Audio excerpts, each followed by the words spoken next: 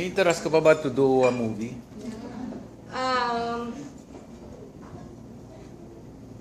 Depende siguro sa project na makukuha ko. Pero kung if I'm going to do a movie right now,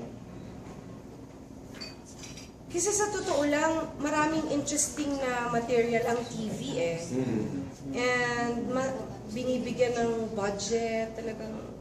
Our soap, actually mas malaki pang ang budget nito sa mga ibang pelikula. movies. So, maraming interesting na roles at saka maraming interesting na stories na nagagawa talaga sa pelikula, ay sa Television. TV.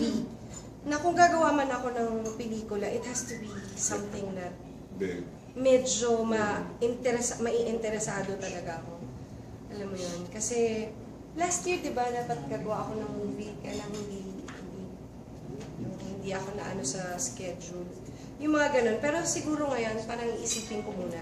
Kasi yung time na makakagawa ako ng pelikula, that means that's my break from doing the soap and the other shows here in GMA. So it has to be really interesting and not to mention worth my while. Kasi that's my time for my family. So I have to think it. I have to really think about it. Pero kung sakali pwede sa Star Cinema, kung sakali lang. Kasi yung kontrata mo TV naman. contract lang naman natin. Ewan ko sa kanya. Ewan ko ba dito? Wish na. Wish. Wish na. Hindi, like I said, it's more of the right project that will medyo Na-excite sa'yo. that will make me do another movie.